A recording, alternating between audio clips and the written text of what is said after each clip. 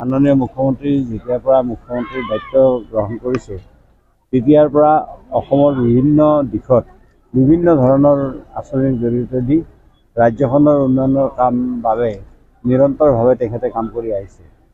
গতিকে আজি শিক্ষা ক্ষেত্ৰত আজিৰ আমাৰ এই অনুষ্ঠানত আমাৰ শিক্ষা ক্ষেত্ৰত যিসকলে ভাল ভাল ৰিজাল্ট কৰিছে, প্ৰথম নৱমমান শ্ৰেণীৰ ছাত্ৰ ছাত্ৰীসকলৰ কাৰণে আমি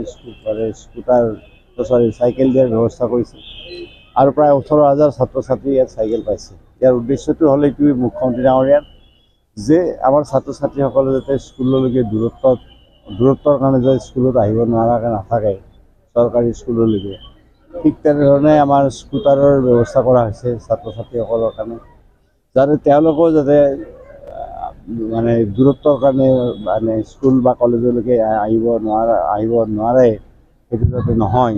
আৰু তাৰ উপৰিও আমাৰ কম্পিউটাৰ বা অন্যান্য সঁজুলি কিনাৰ কাৰণে বিশেষকৈ কম্পিউটাৰ তাৰ কাৰণেও প্ৰায় 12,500 টকাকৈ আমাৰ মেধাৱী ছাত্ৰ ছাত্ৰীসকলক দিয়া হৈছে।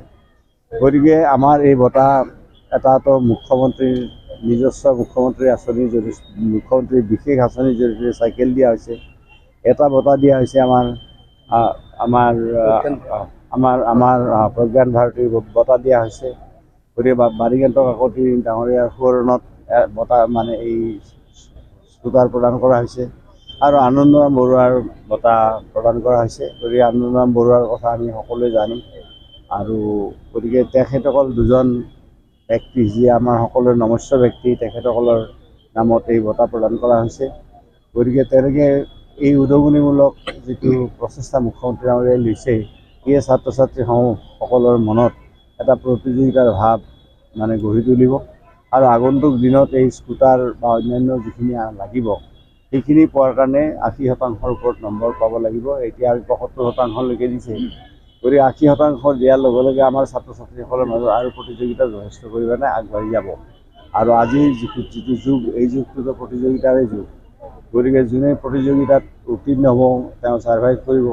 গতিকে এই প্ৰতিযোগিতাৰ যুগৰ ছাত্ৰ ছাত্ৰীসকলে যাতে আগন্তুক দিনত তেওঁলোকৰ যিটো মেধা শক্তি, সকলো ছাত্ৰ ছাত্ৰীয়ে কিন্তু চোকা আৰু সকলো ছাত্ৰ ছাত্ৰীয়ে পঢ়া শুনাত ভাল, কিন্তু কিছুমানে হয়তো অলপ নিজৰ তেওঁৰ যিটো মেধাৱী শক্তি সেইটো ভালকৈ ব্যৱহাৰ কৰে। তেওঁ 75% পাইছে, কোনোবাই 85% পাইছে, কোনোবাই হয়তো ভালকৈ নকৰে।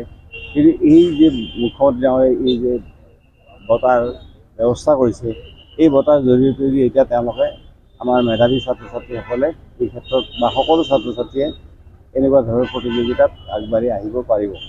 মুখ্যমন্ত্ৰী ডাঙৰীয়াৰ এনেকুৱা ধৰণৰ দূৰদৰ্শী পদক্ষেপৰ বাবে মই বিশেষকৈ মুখ্যমন্ত্ৰী ডাঙৰীয়াক ধন্যবাদ দিছোঁ। গতিকে ইয়ে আমাৰ শৈক্ষিক জগতখনত এটা ভাল বাৰ্তা কঢ়িয়াই আনিব।